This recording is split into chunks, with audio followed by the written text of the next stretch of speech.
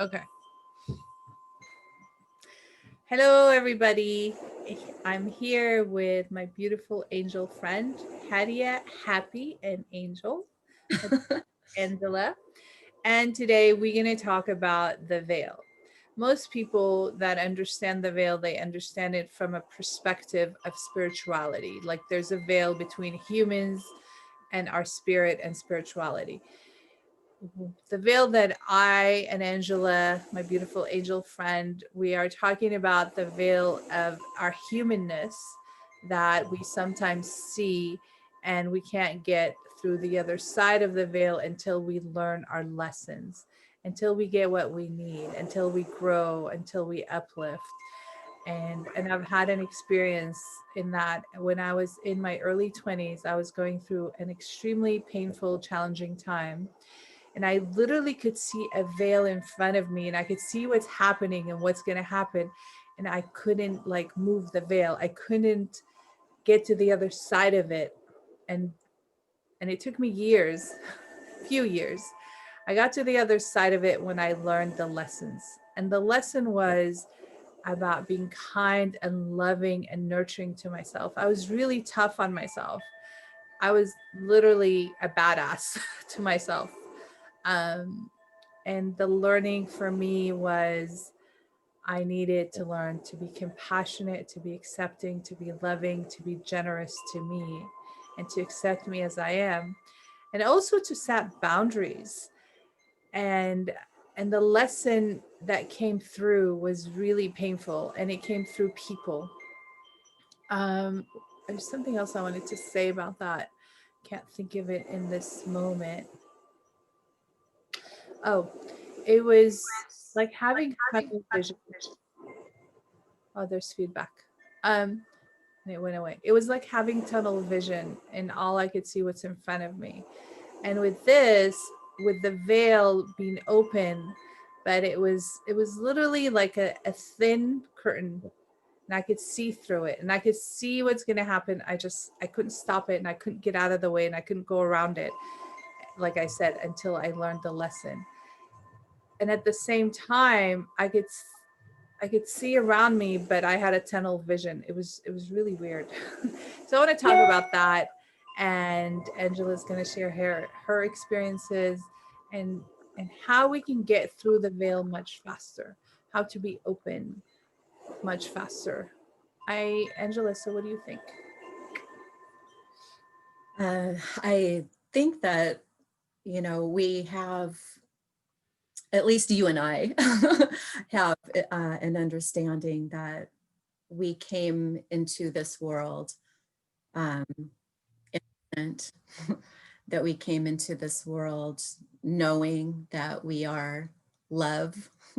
We've come from love, we give love, we're worthy to receive love.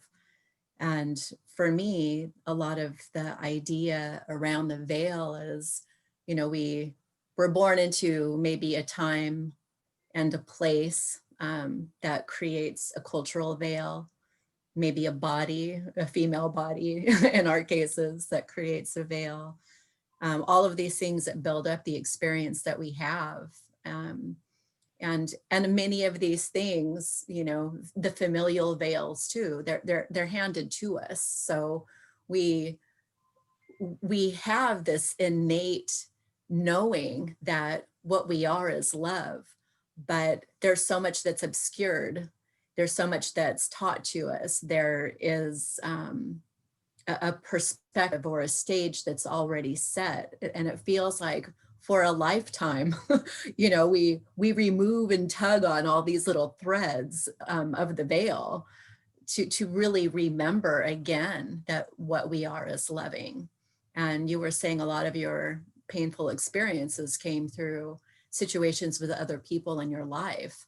And, we can't get into arguments. We can't experience the other side of, you know, uh, anger unless we know like the joy, the love, all the things on the other side of it. And people that we care about and situations in life that we care about are often going to be what appears to be those antagonists that put us face to face with our love, and sometimes through the feeling of, or the deprivation of, the absence of that love and those other emotions and reactions that come into play when we feel shrouded and veiled from our loving.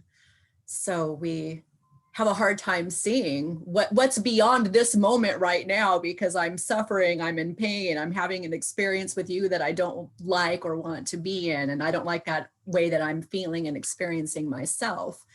But because there is that innate sense of loving, I do think that we, even in our darkest times, have a glimpse of, there's something more than this moment. There's something more than this pain, than this thing I don't like, than what makes me uncomfortable, how I'm showing up, how you're showing up. I know there's something more and better. And what's so hard often is that we know that, but we don't know how to get there. Or in that moment, we're not there, but we can see what it would be like, or we can smell it, we can taste it, because it is innately who we are.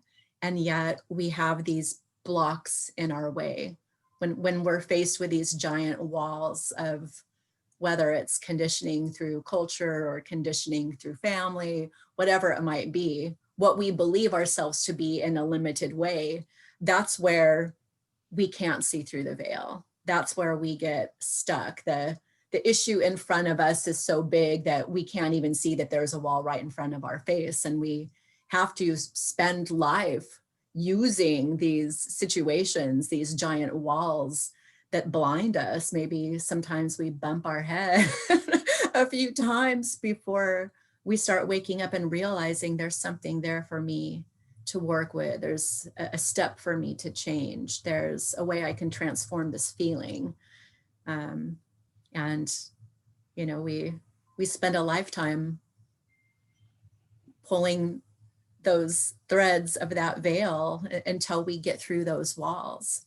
And I know in my own life, there were certain walls that I had to get through and have, but I still occasionally trip on like the little stones or the pebbles that were a part of that old wall, but not in the same way I used to. There's a greater level of awareness now when I reach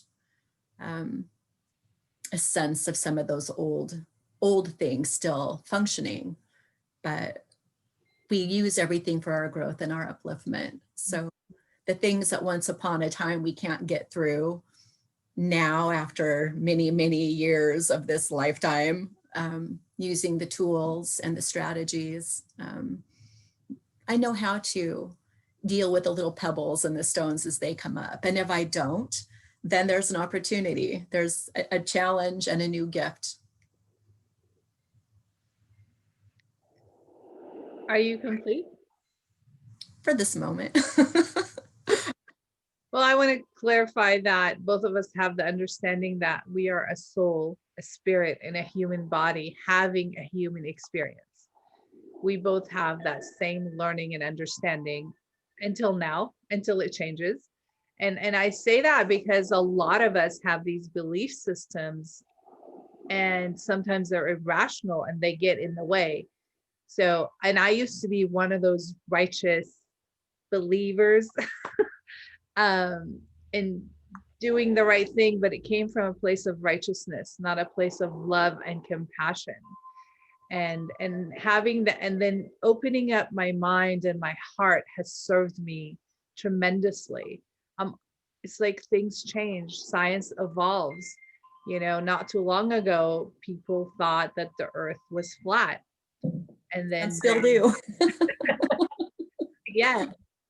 And then now some people believe that the earth is round. And then science did not believe in God, did not believe in spirit. And now science is saying that there is a God, there is a spirit, there is something that's higher than us, a vibration. People talk about vibration all the time. You know, you and I were talking about vibration when no one even heard about vibration in our 20s and teens. And so I invite all of us to have an open heart, open mind, knowing that we are a soul, we are a spirit, in a human body, having a human experience. And I used to always say, I know how to be a soul, I know how to be a spirit. I'm just challenged in the human experience. The human experience used to be extremely painful from childhood. You know, my father passed away when I was 2. My grandfather passed away when I was 5. The most important 2 men in my life passed away, died. And that was extremely painful and traumatic. And then we moved a lot when I was a child. So not having connection and consistency was also challenging. And then many other things has happened in my life, and learning from all that. So for me, that time, that when I clearly saw the veil, it was literally a veil. It was literally like a see-through curtain, and I could see everything. And what got me through is prayer and meditation and gratitude. I kept praying and asking for help and being grateful for what was actually happening, not for just the good things. I would hear my mom, and I learned this when I was 19. I would hear my mom say, I don't know why I'm not feeling well right now, and I am grateful for it.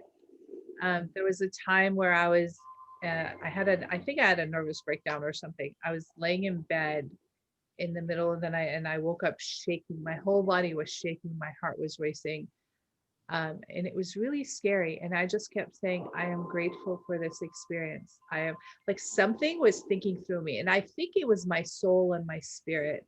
And then I got through it. And then I was fine. When morning came, I was fine, got myself together, went to school. I had classes at college.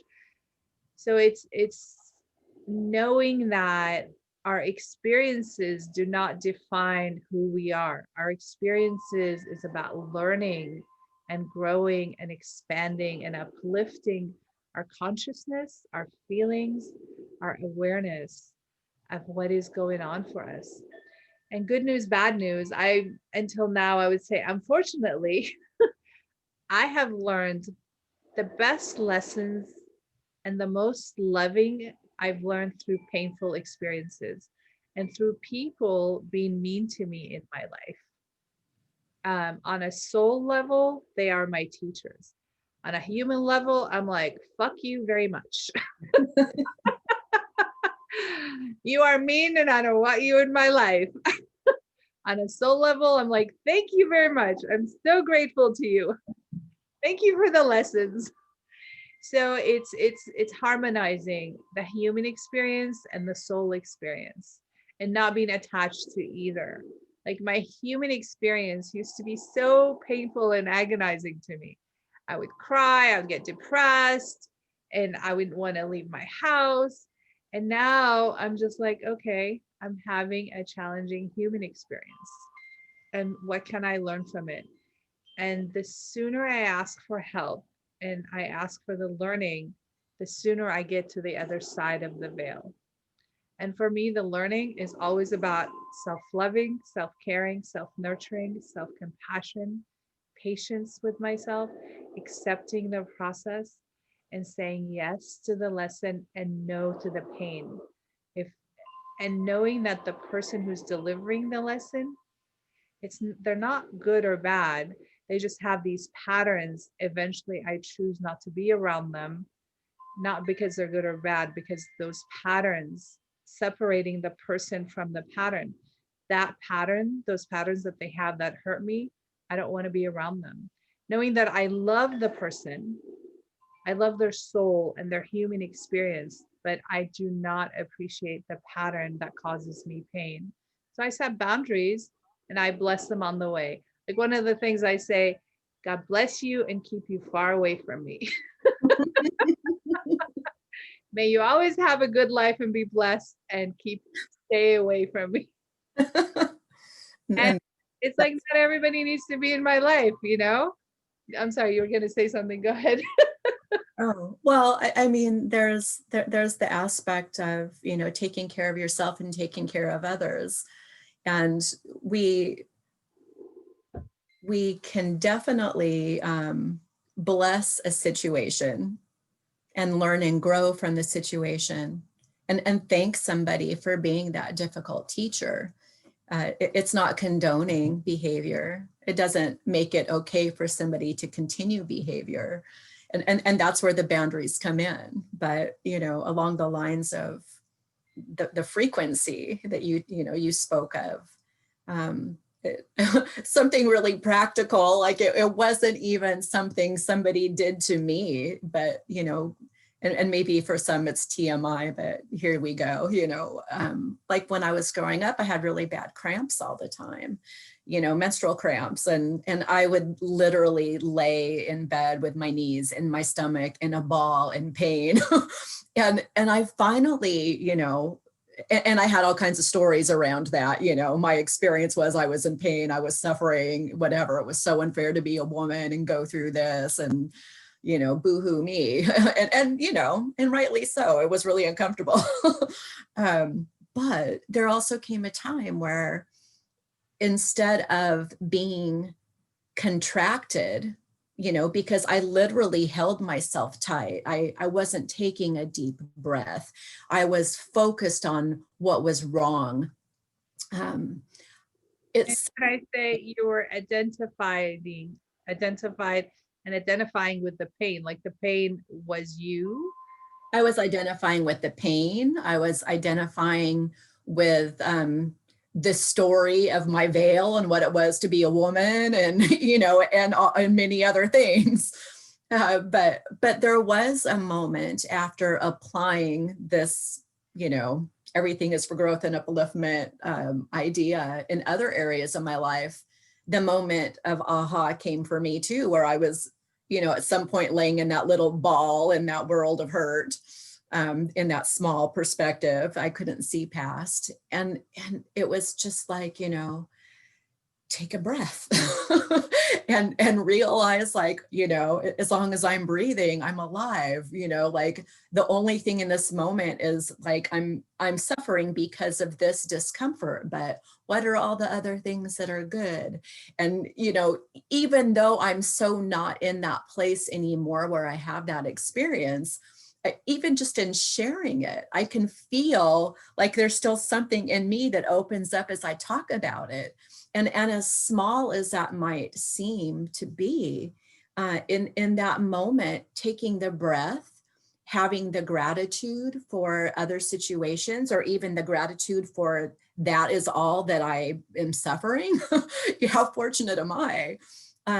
It opened me up to loving again. And it also took me out of that state of contraction. And we have, at times, that was a literal physical contraction, in many ways and places, in my body, my mind, my emotion. But that's also a vibrational and state. So when we are in a place of fear, when we're in a place of judgment, when we're being critical, whatever, fill in the blank of that emotional feeling, or that mental mind state, when we're contracted, we are at a frequency where we're going to continue to maintain this perspective where everything that we see is that vibrational match that verifies the world is painful, that verifies it's unfair to be a woman, that verifies my life, I can look forward every month to pain, or whatever the story may be. That's kind of an easy, light one for me to share now, because, I feel so far removed from the effect of it. But it's the same thing that we do with so many other circumstances in our life. Yeah, it's the identifying that this is me and it's happening to me, and making it really, really personal. And when I learned that I am not my pain, it's just an experience. I'm experiencing, I can relate to your cramping, challenging periods. I remember going to a doctor when I was 19, and like I get these awful cramps. He goes, "Oh, you're a silly young girl, just go jog." It was this old man, and I'm like, I work out, I'm a dancer, I was a dancer, and I swam and I weightlifted. I'm like, it's not exercise. I do exercise. But I think in his own way, he was trying to tell me, do not make it you and your that it's happening to you. It's not personal. You know, separate yourself. It's really important to learn to separate ourselves from this is just an experience. I'm even in good things, you know, because there's ebb and flow. We always have good experience. We always have challenging experiences. I am not this circumstance. I am not my car. I am not my house. Like that's easy. But some people identify with their house and their car. It's like, this is my house, my car, my wife, my husband. It's like, no, you're having an experience in your life that is painful and challenging. And when I frame it in that perspective, it doesn't hurt as bad. And I can learn the lesson. I'm like, okay, what am I meant to learn here? And for me, I believe in prayer. Uh, and not in the religious perspective. To me, prayer is being positive, being open, um, connecting to something that is bigger than me that will support me, if you will. And I do call it God and loving. And to me, God means loving, and it's spiritual, not religious. And I need to identify that, because as soon as you say God, people think, oh, you're religious. It's like, no, I'm spiritual. Um, so opening up to the spirituality and my soul's journey and saying yes to it, and allowing my soul to teach my human aspect, my humanness, the lessons in gentleness and sweetness and tenderness. And I love your story, like when you were holding on, it hurt more, but when you took a breath, it hurt less. Yeah. And that's how it is in life. It's like when I identify and hold on, it's like, oh, this person is mean to me, or whatever it is, then it hurts more. But when I'm like, okay, I'm just experiencing this person is coming at me and being mean, it's just an experience and it's their pattern and it's really about them, then it's like I'm in perspective of learning and stepping out of the way, getting out of the way, really. Yeah. And there's, there's the experiences the world gives us, the things that happen out there. And then there's, our own response to it, and the stories that we tell about it. But either way, we have different locus of control. I can change how I'm thinking in that moment. I can expand my perspective away from the pain and into a prayer or into a meditative state. I can, I can change my story to a story of loving and gratitude. Um, and and we can do the same when something is happening outside of us.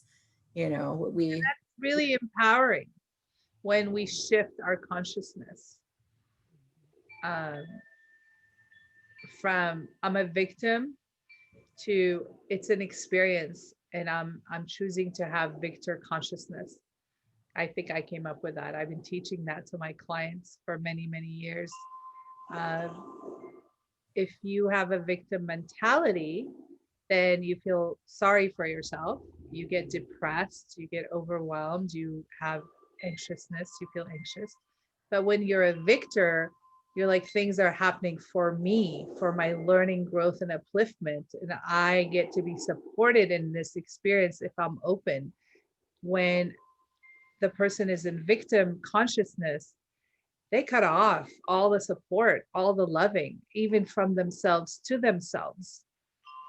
And I used to be that way in my early 20s. Like I didn't know I get to love myself and I get to be kind to myself. I've learned to be loving and kind to everybody else because that's what you do, especially as a woman. You know, you're the caretaker and the caregiver. And when I better be started, nice. yeah, exactly. Be a good girl. And parents still do this. Be a good girl. Be a tough boy. Be a good girl. Yeah. Threads in the veil. Exactly. So it's shifting instead of saying, why are things happening to me? It's saying, this is happening for me. As soon as, like I tell my clients, as soon as you hear yourself saying, why is this happening to me? You're in victim mentality, and it's going to hurt more. When you shift, this thing is happening for me, for my empowerment, for my learning, for my growth, for my upliftment, for my freedom, you will feel better. And then you will be open to getting guidance from your soul, from your higher power, from people around you. I I agree. And also, you know, I've had experiences in my younger life where I felt a victim of many things.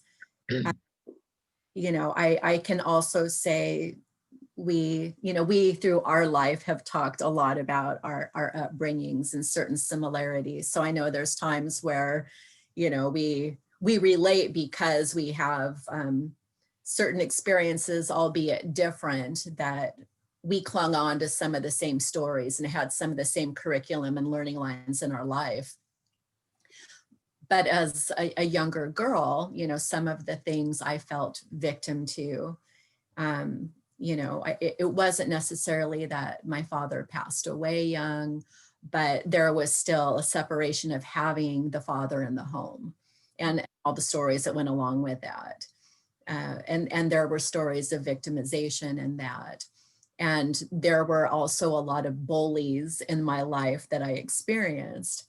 So I can know through, again, like, you know, a lifetime of work that I have reframed those stories, and I can look back and say the areas where I felt like a victim, and the people that, you know, participated in that curriculum, I can bless them. I can see what strengths have been cultivated. I can see how I've taken back power to empower myself through those circumstances.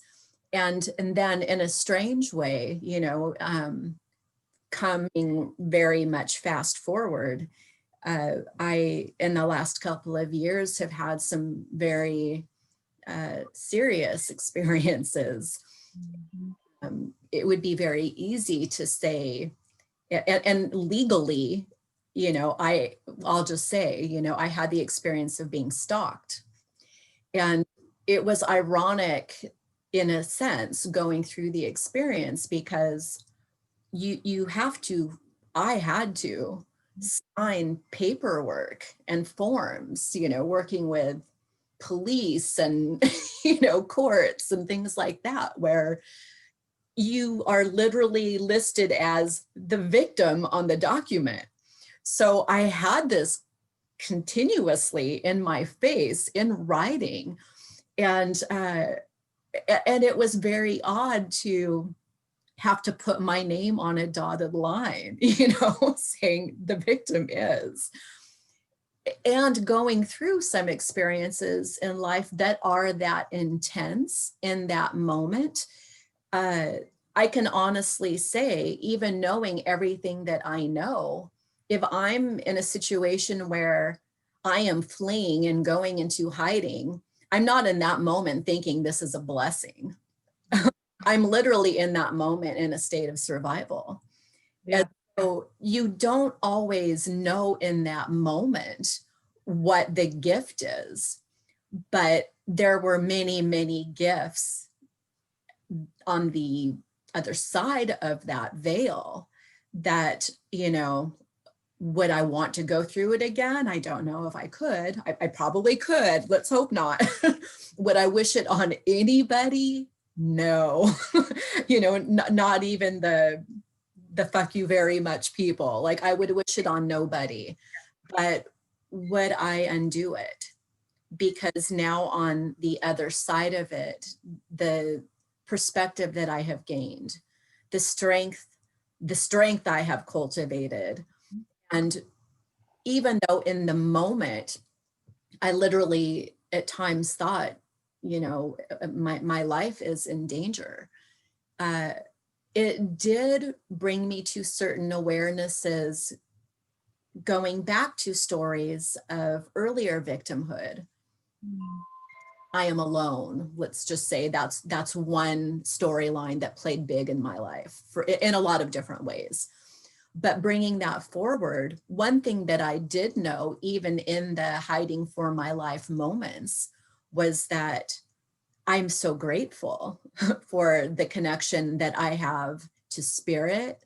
I'm so grateful for the loving presences, the many friends and good people in my life that, even if I were not present with them, sustained me in those times. I knew that they were loving me. I knew they were praying for me. And some people literally offered me a refuge outside of my home, and potentially jeopardizing themselves.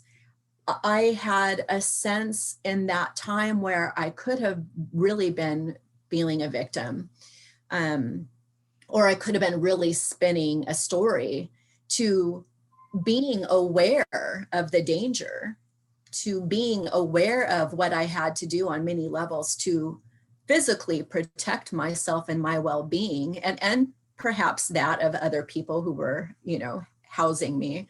But it was also the greatest outpouring and overflowing of, look who is showing up, and look who is in my heart, in if not in the physical, there with me, showing me signs of support.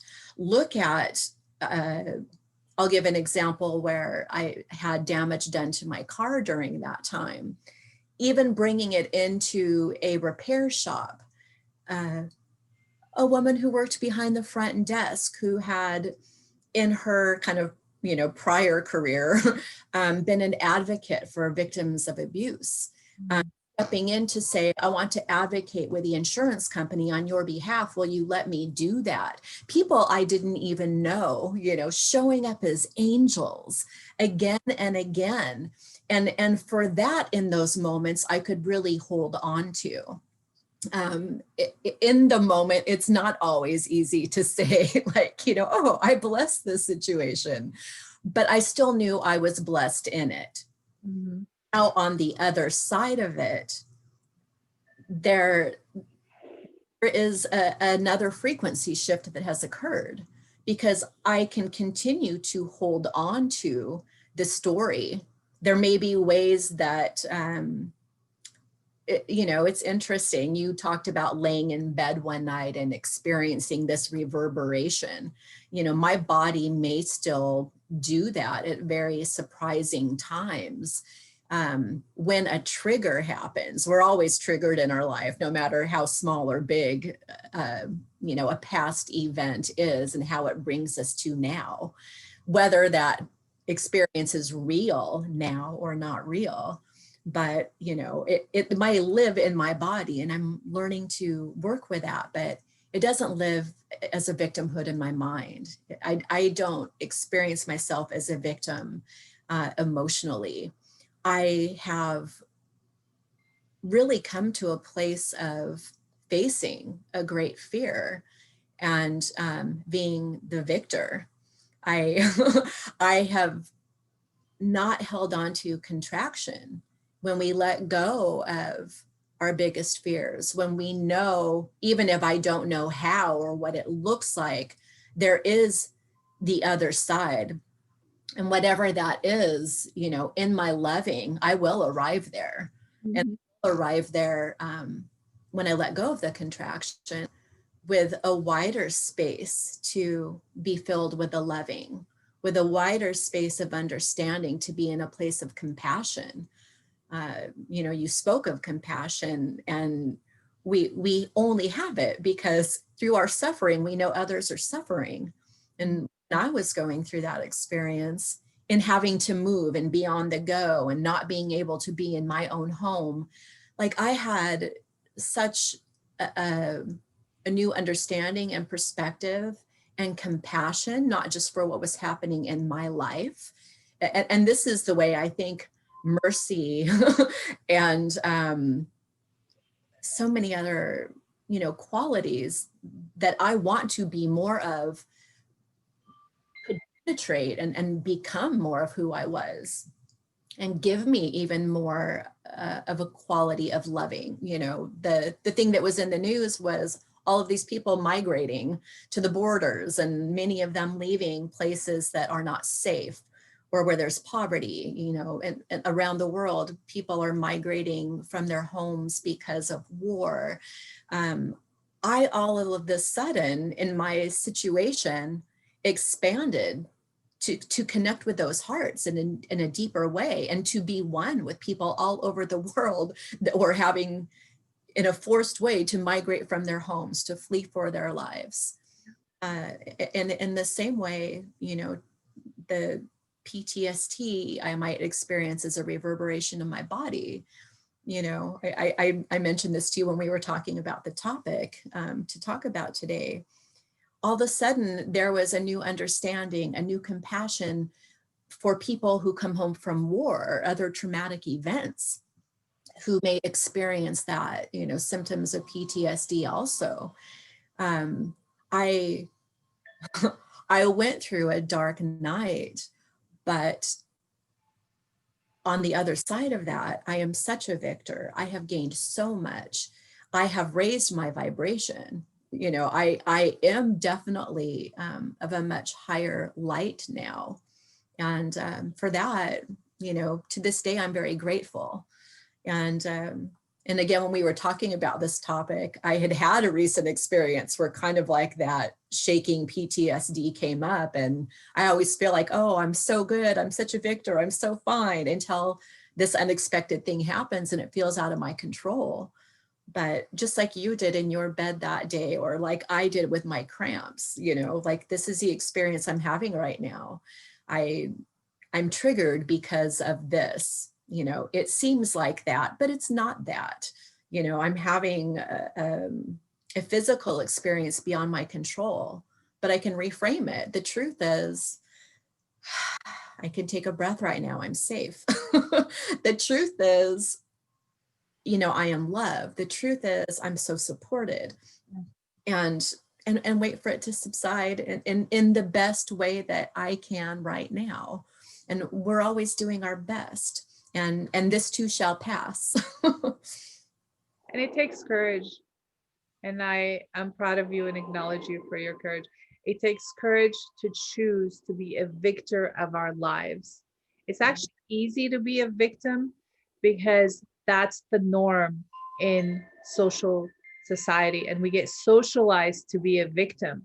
People, when something bad happens to someone, what do we say? Poor you.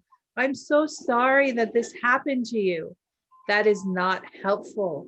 It is not helpful. Recently, I've been thinking, I don't know how long it's been. I'm like, I want to stop saying I'm sorry when somebody says something sad or bad or what, because people go, well, it's not your fault. I'm like, they're right. But I'm like, what am I really trying to say? I'm like, I have compassion for your process. So I Yeah. started doing this when Yes. people, and I have to consciously be aware of it. When people say something that happened to them that is not pleasant, I say, I have compassion for your process, because that's more appropriate than saying, I am sorry this happened. Why am I sorry? And when we say I'm sorry to somebody, we're putting them in victim. They're in victim mode, victor, and we feel bad for them. Saying I have compassion for you, it's knowing that they're a victor of their lives and they have the courage to overcome whatever challenge is before them.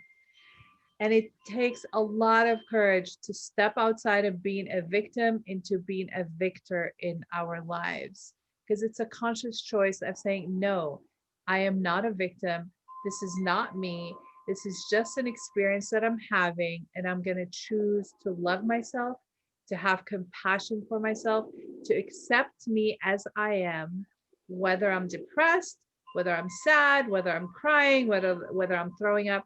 Like, I've done deep healing in my life to where I would be literally throwing up.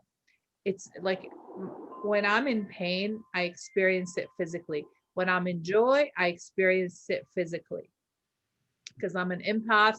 and I feel things deeply to my core. I know you do. Like I've worked with people and I threw up for them because I felt their pain. I'm like, okay, I'm taking this on. I'm gonna help you through this. I don't do that anymore, but I used to do it because I had so much love and so much compassion for people. And now I'm like, you know what? I'm gonna have a lot of love, a lot of compassion for people, and I'm not gonna take on their pain anymore. Because physically I can't do it. It's too. Well, and one of the ways that we can best empty the pain, again, you know, kind of going back to that internal locus of control, is, you know, we take responsibility. So it's not, you know, I think I used the I think I used the kind of analogy before of, you know, you don't have to blame a victim. You know, it's not like you say to a woman who has, you know, been raped, why did you wear the short dress? It's like, it's not about shaming, but it is about taking a certain level of responsibility. And, you know, we learned that we can't change our circumstances while we continue to blame somebody else. I definitely am not in a place where I am continuously thinking like, you know, oh, bless you for stalking me. But I'm grateful for what I've learned. I'm grateful for the boundaries that I've set. And, you know, we can do forgiveness, self-forgiveness, and forgiveness of others. And what a process I've been doing recently, you know, Ho'oponopono. I think a lot of people have heard of that, but it's a Hawaiian tradition, and it's a prayer. It's considered a correction prayer. And, you know, they do use the word "I'm sorry," you know, Ho'oponopono, please, you know, please forgive me. You know, I love you. I'm sorry. Thank you. And what I really think that I'm sorry in that is, we can see in abusive circumstances, in situations with narcissistic people, there's always somebody who's like, oh, I'm sorry. Like, nobody should have to live, you know, in that state of I am sorry. But I'm talking about something else. And the Ho'oponopono, the forgiveness prayer, I'm sorry does not mean like, you know, I'm so ashamed of myself. It does not mean I'm such a bad person. It doesn't mean I always have to be like, you know, crouching in your presence. What it means is like, I take responsibility. I take responsibility if there's anything I've done consciously or unconsciously to contribute to this situation. And maybe this situation is the one I'm directly experiencing. And maybe it's something that, you know, I was working on in childhood, and I'm having now the opportunity to face that wall again and to do it completely differently. You know, maybe it's something generationally that has, you know, for thousands of years been in place on this earth. And I, through my correctional prayer, get to raise a frequency where the critical mass of everybody going through an experience like that gets lifted and shifted. So when we give forgiveness, it's not to say, you know, this thing that was done, this experience that I've had is okay, or I like it. It's to say, I cleanse inside of me, you know, any place that might be contracted by holding on to victimhood, any place that might be contracted by pointing the finger of blame, any place where I'm not taking accountability for how I can show up more or do better or be better, or now have a more fully expanded and compassionate heart and understanding where, you know, I can work with a wider group of people in coaching and healing and understand and help, you know, everybody transform. That is what this is about. And forgiveness corrects and balances our own inner space more than anything else. You know, whatever pain we hold on to is a poison that keeps feeding our experience. You know, we can never see beyond the veil if we continue to hold the frequency of the poison and the pain, you know, but it can also be our medicine to where we know that, you know, there's no wall that can stand in our way. There's no life circumstance that will be the thing that we stumble over. Time and time again, I'm going to choose love. I refuse to be bitter. I refuse to blame. I'm going to use all of it to grow and to uplift and, you know, to take as many people under my wing or to share the experience of victorhood. Yeah, and again, there's a difference in saying sorry, like, because my dad died when I was 2. Again, I talk about that because that was a significant event in my life and still is. And people's response, it didn't matter how old I was, even until now, people will be like, "Oh, I'm so sorry," and it felt pitying. I'm like, what? So saying I have compassion for you and your process is different. And at the same time, taking responsibility and apologizing, saying, I'm sorry for my contribution to the pain that was happening, because it does take me engaging. Now, I'm not saying there isn't narcissistic people out there and sociopathic, there is, and they do provoke. But my responsibility is to take care of myself and to step outside of harm's way. And a lot of loving, nurturing people, men and women, we don't know how to do that because we feel that we need to love that person and nurture them. And through love, we will support them change. And in my experience, that's not how it happens. I needed to learn to love myself. Like the veil was there and it was showing me what to do. And then when I said, okay, let me learn how to love myself. I remember the first time Mary Hulnick, she's our teacher, University of Santa Monica. She said, Hadia, you get to count yourself. I was like, what? I was 29 years old and I've never heard that. I've never heard it in my life. I was like, what? She goes, you get to count yourself. I was like, what do you mean? Because I've learned my life belongs to everybody else. You know, I grew up to take care of everybody else. You take care of your family, your neighbors, what you know, your community, your country, then the world. And then it's like mothers say that all the time. No, I haven't showered in 2-3 days because I don't have time, especially with babies. And learning how to make me a part of. It's not like you come first and now I'm like, I come first. I take care of me first, because when I take care of myself, I can take care of other people. When any of us take care of ourselves, we can take care of other people. And I've learned that, and it is true. At first I had to learn that I get to be included. I don't only get to feed everybody first, I get to feed me as well. I mean, you've been at my house. I used to get up and cook us breakfast.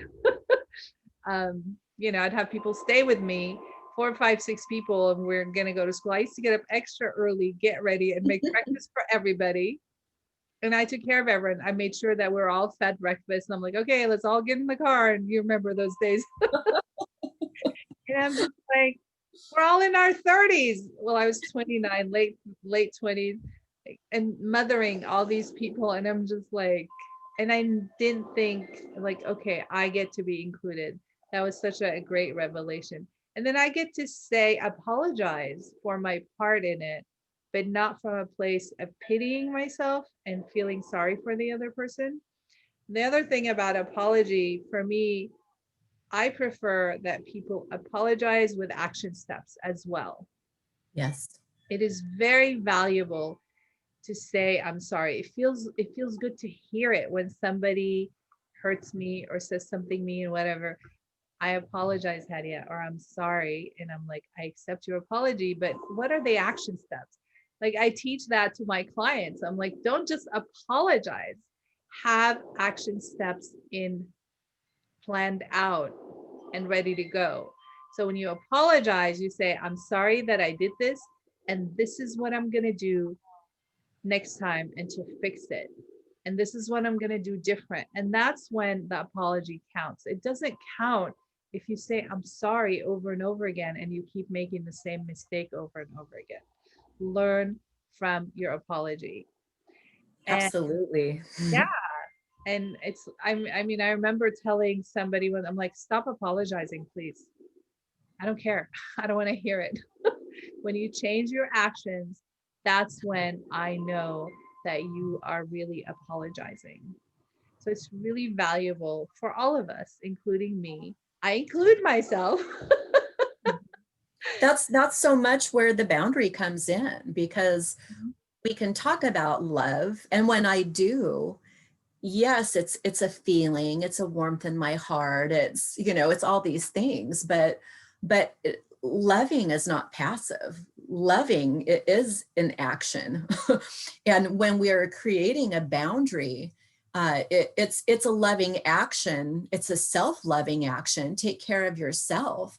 But if we are really there to support other people in their upliftment, that boundary is there for both of us. That Yeah. boundary is also there to say, you know, it might be my behavior, it might be your behavior, you know, but if you're not showing up at your best, you know, we're here in a situation where we both know perhaps we could do better. But I'm not going to continue to hold you in a way that I see you broken. I'm not going to just continue to think of you from this perspective of that's all you're capable of and that's all of who you are. That innate part of me, that loving in action, that can see myself on the other side of the circumstance, can also see you whole and complete and showing up better or differently, with some new learning and better loving on the other side as well. And then that is then, you know, the boundary becomes, you know, you said before, uh, I get to decide who keeps showing up in my life. If they're not showing up in greater loving action, yeah, the apology is nothing.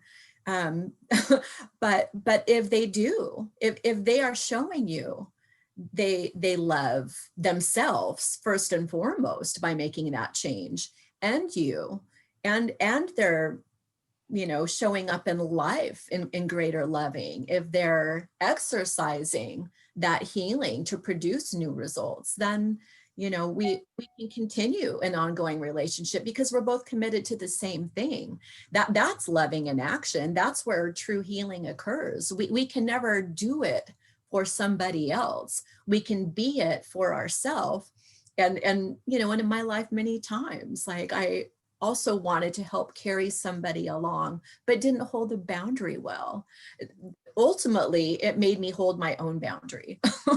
And I know the people who are in my life today have shown up time and time again for themselves, for me, for others. And that's the progression. We're always moving towards greater and greater loving.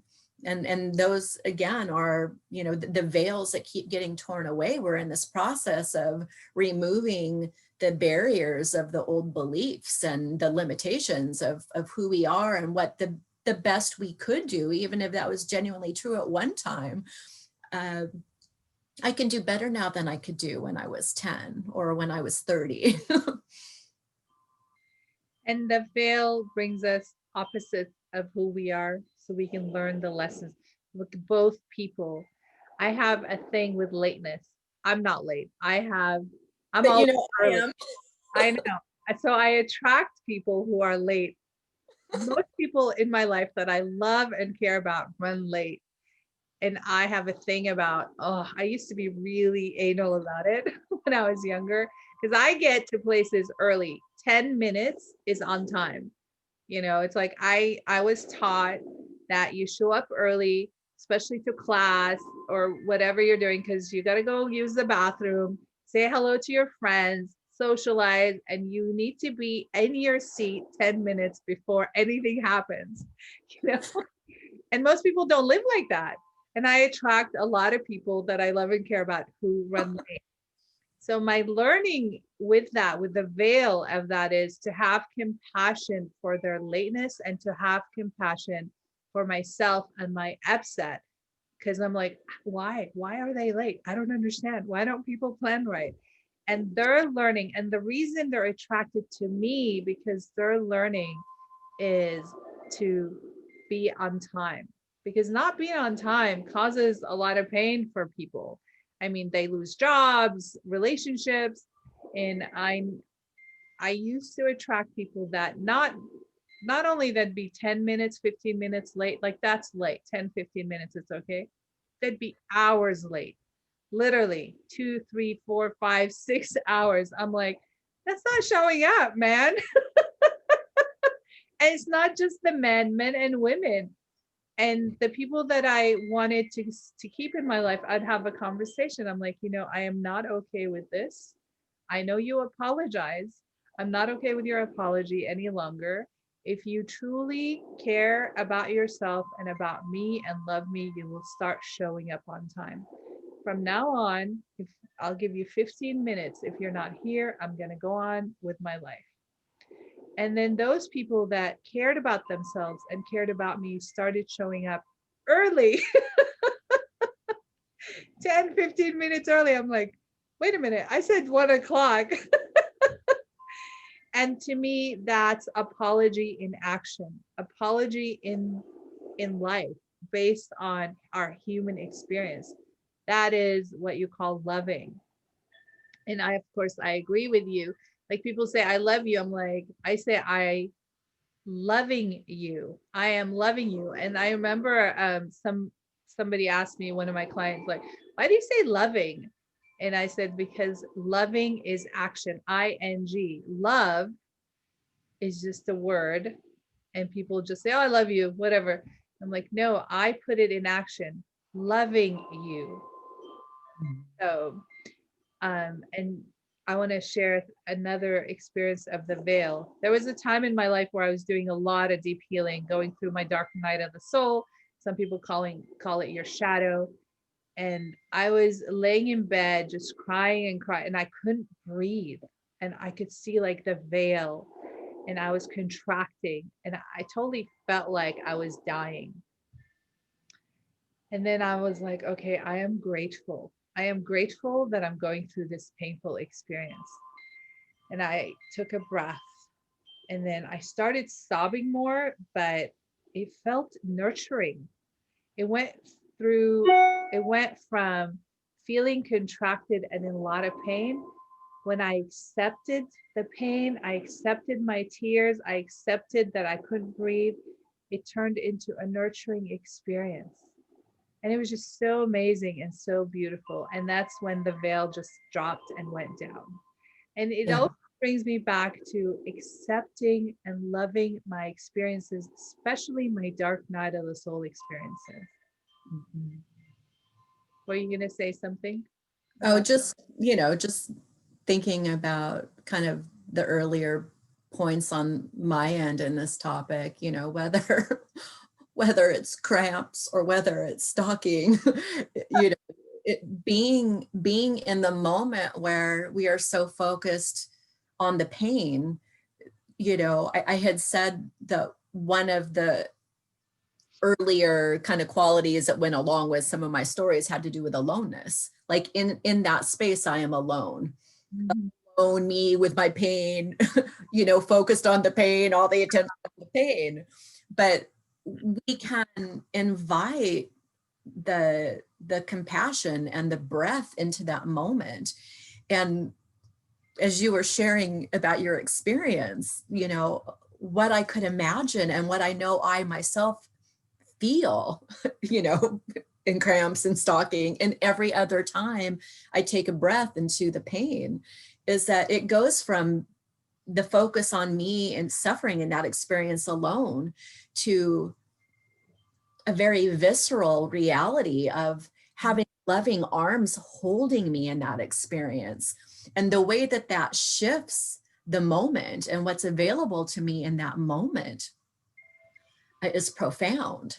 being comforted and held no matter what. You know, we can always give ourselves and others that gift. Mhm. And life is always going to keep throwing, you know, new experiences. You know, the whole world, in a sense, is in pain, isolation, physically imposed, you know, isolation. But it brings about in so many ways the, you know, the ways that each of us through our own life veils, whatever we've needed to get through, you know, it touches back on that. So we always, you know, would say in our psychology coursework, you know, follow the thread back, you know, what it might feel like another time, but it's not that other time. We're present now. We're equipped with new tools, new understanding. Or if we don't know that, if it takes us straight back to another time, you know, we can get more clarity about, you know, well, what was that earlier experience? What were the judgments and the belief systems that created that small focus on suffering and pain that limited you and your idea of who you are and what was possible and available to you. And then, you know, it might look like self-forgiveness. It might look like forgiveness of others. And then the loving action, you know, prizing, there's nice things that you can say, but even more, that loving action might even just be to take the breath and to experience the arms that are around you, or to open your eyes and see, like, what are all the many things I'm grateful for right now, whether it's healthy family or a roof over your head, you know, whatever it might be.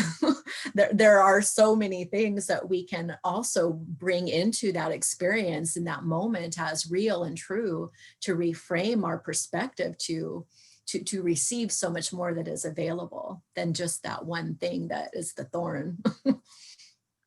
And, you know, speaking of veils, COVID, I think COVID-19 is a veil for the whole world.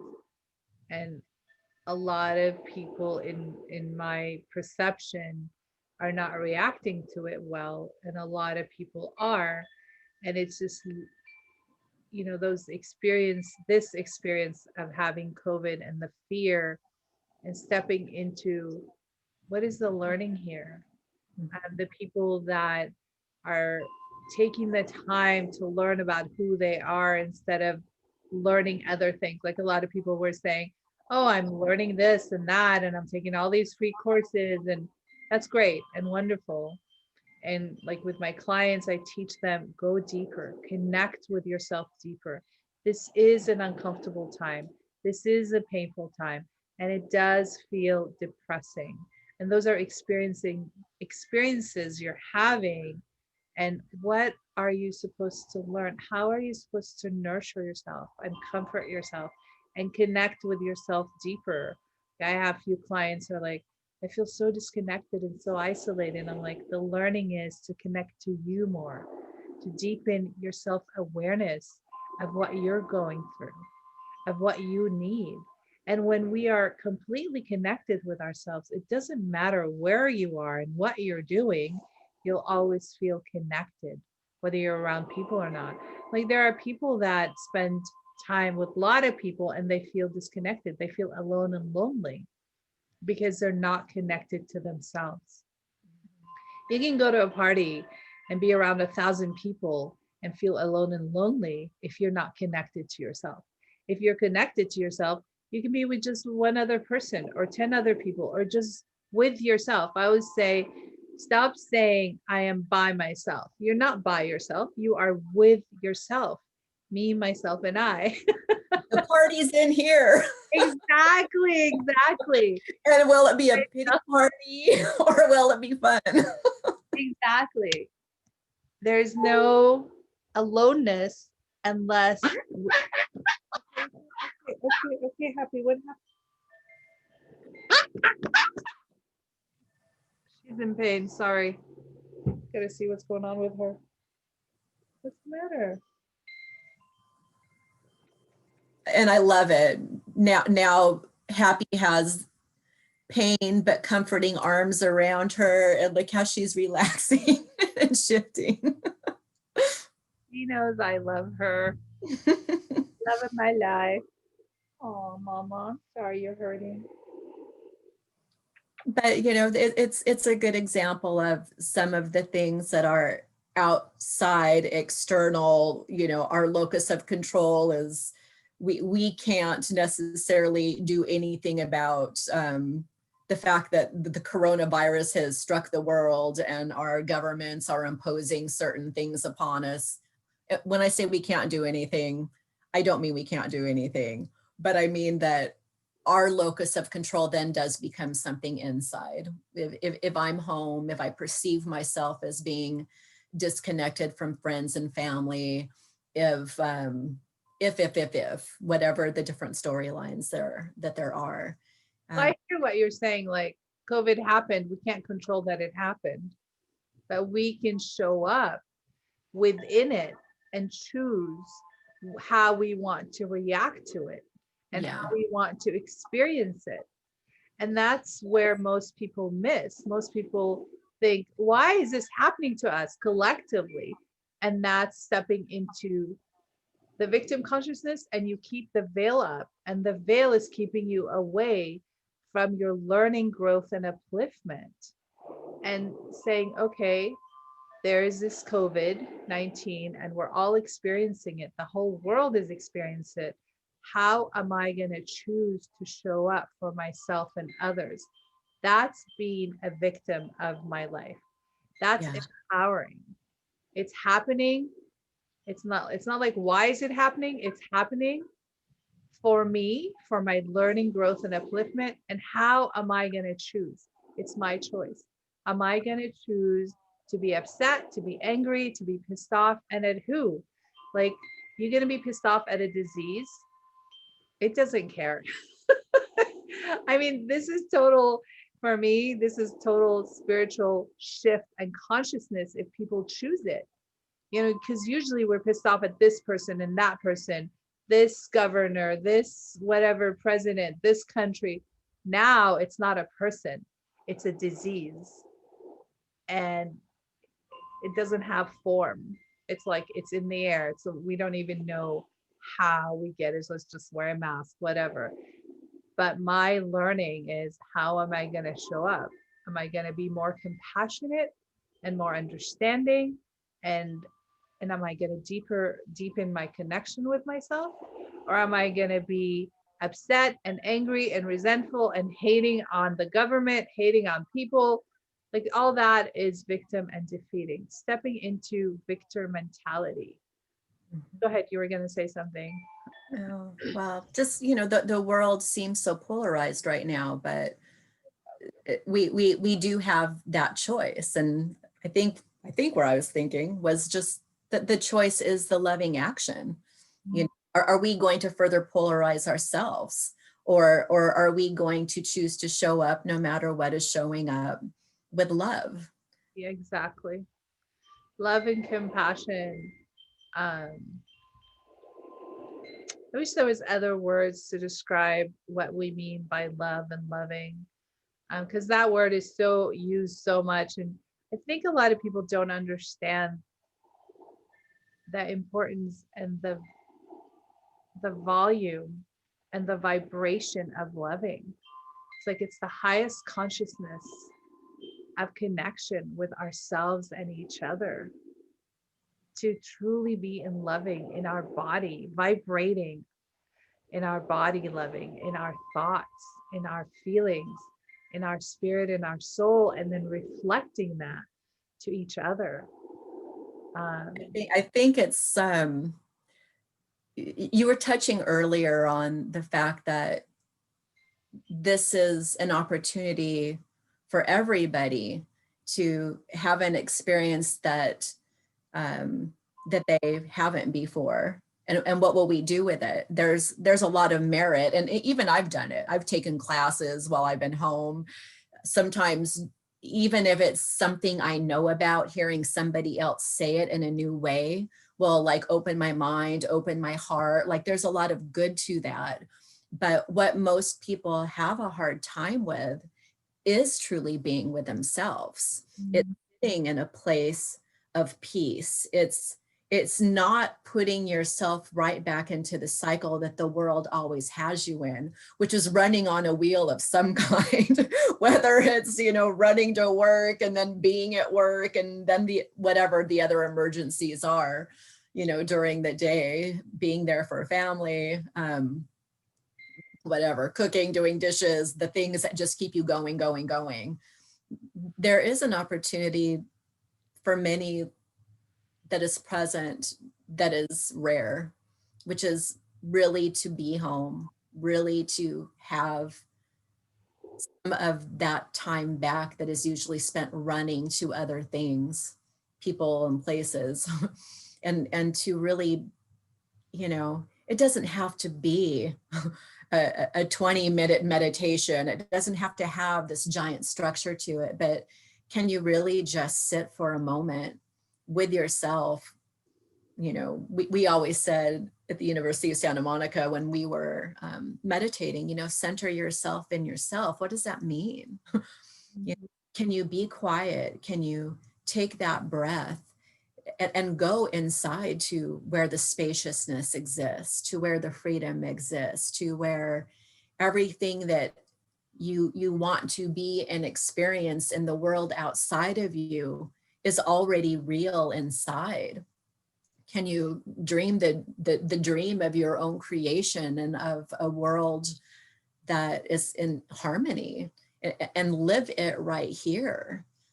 Our language is so limited to describe that, but we can at least say to people, what is your peak experience? Like, what is a time you remember when you felt the most loved or the most seen and appreciated for, something, a gift that you have, or for who you are? Like, what was that experience? What did you feel inside of yourself at that time? What did you know was possible for yourself during that time?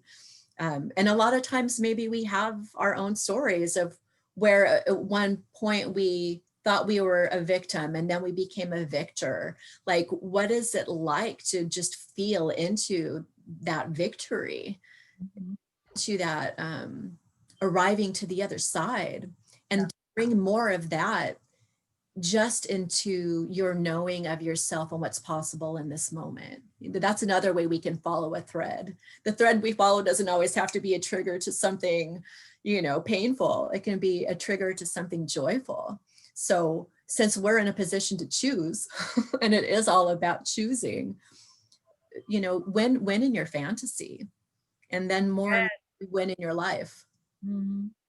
Yes. And those are really valuable things, is that a lot of people don't know that they can choose.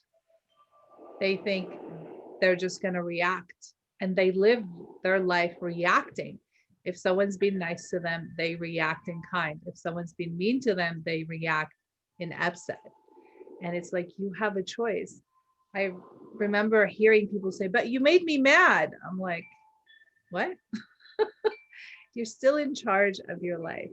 It's really valuable to know that we have a choice. I teach that to my clients always. You have a choice. You have a choice with your thoughts. You have a choice with your feelings. You definitely have a choice with your behavior, with your actions. And you have a spiritual choice, like you talked about, being still. I do this thing, I call it walking with God, walking in loving. And I walk practicing the presence, enjoying I leave my phone. I did that this morning.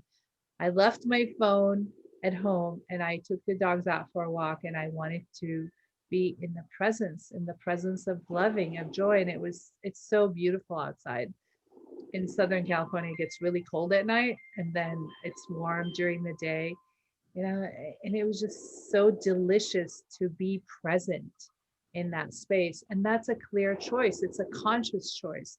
And it takes emotional and mental maturity to choose, because most people don't choose, they react, and that's immature. I teach my clients about emotional and mental maturity. And I'm like, if you track your thoughts and your feelings, they're habitual. They're based on past experiences. They're not based on present reality. Because in present reality, you will behave differently if you're choosing. So empowering and being a victor of your life is taking the choice. You have the that's, to me, that's what that means when we have the freedom to choose. What reality do you want to live in? And do you want to live outside of the veil, or do you want to live in it? You know, do we want to live in the veil of Corona and how scary it is? Or do we want to live outside of the veil of Corona and choose our consciousness, choose our feelings, choose our behavior towards ourselves and each other? First, take care of you and your reaction to you, and then take care of others. And in that moment of I'm upset because Mhm. you made me mad or because of whatever it is, Yeah. that is the moment that we can wake up. When we're stuck and we don't know, we can see that something better is possible and we don't know how to get there. We're doing the same thing over and over. It's that moment of I'm upset because that we can wake up and realize that's the pivotal point to where we can move from where we are to the other side of that veil. That's the moment of choosing into loving. I'm upset because you made me mad. I see that. And instead of moving into deeper anger, or instead of, even the story of if you have the intellectual awareness, my mom did that when I was little. And so, now I'm triggered. There's still even more to that because it goes beyond the cognitive wiring. It's this opportunity of no matter what that reminds you of, who do you want to be and how do you want to show up now? It hurts me when I feel angry at you. It hurts me when I go back to this, trauma of my mom did this thing. What's available to me right now is to say, oh, like, I just became aware of my hook. I just became aware of my opportunity to make a new choice, to step into loving. What might that look like for me? I'm giving my power away to you, saying that you made me mad. My internal locus of control is I can choose not to be mad. I can choose in this moment to say, even though I'm feeling upset, I recognize the opportunity right now is to say, the feeling of being small as a result of your statement. I don't have to choose to feel small no matter what you say. It's none of my business what you say or what you think. Right here and now, I'm choosing to be bigger than my reason to be upset. I'm choosing to be bigger than that smallness. I'm choosing to take a new step, and there's power in that. And again, even though I'm kind of making up a scenario, there's still even an opening and a taking of that breath again that is occurring.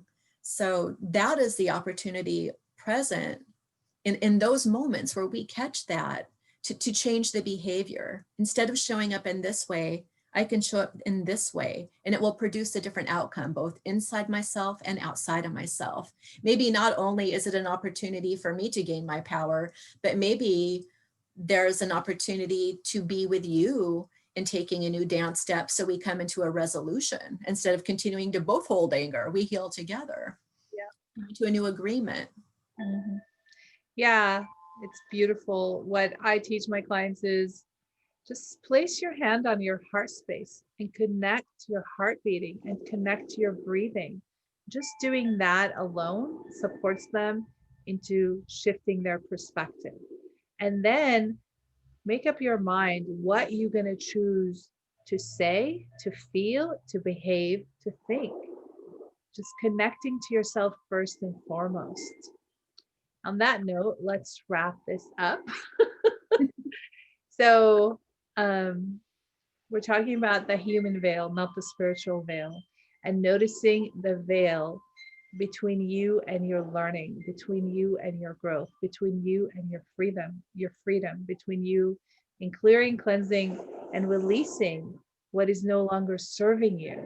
and asking, what am I needing and wanting to learn here? How can I learn? And asking for help. Like when I feel that I can't overcome something, I just say, help me. And I don't know who I'm saying it to. In my belief system, I'm saying it to loving, to the universe, to the support that is around me, that is available for me.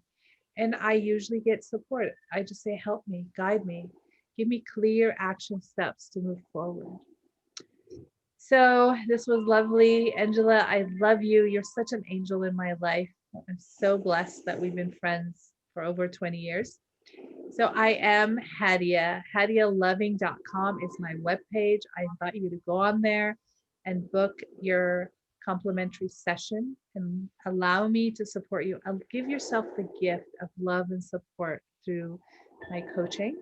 If you want to work with Angela, reach out to me and I will pass that information on to her as well. And I am grateful that we've had this chat and experiencing so much joy and love and empowerment within myself. Me too. What would you like to share, Angela, in closing? Oh, just I'm also grateful for our friendship. I'm grateful for speaking the language of our curriculum, but even more the language of heart. And just to anybody else who is listening, we love you too. And we just invite you to be aware in every moment of the choice to move into greater loving. Taking care of yourself is taking care of others. Yes. And I usually say, love is given. I love you. Angela and I love you because we both believe that love is given. Love is given. And we forget because we misbehave. Remember who you truly are. You are loving, amazing, zestful, joyful, creative, brilliant, smart, sexy, handsome, beautiful, good looking, embracing your true nature and releasing what is not you, what is not serving you. And I believe that you do too, Angela, when each and every single person on this planet, when we heal ourselves, completely love ourselves in body, mind, emotion, spirit, and soul, we will feel loving, we will feel healed, and we will heal the planet one person at a time. I invite you to completely love yourself in body, mind, emotion, spirit, and soul. And you matter, you count. You are seen, you are heard, you are loved. We love you. Mwah. And take care, everyone. We'll talk to you later. Bye bye.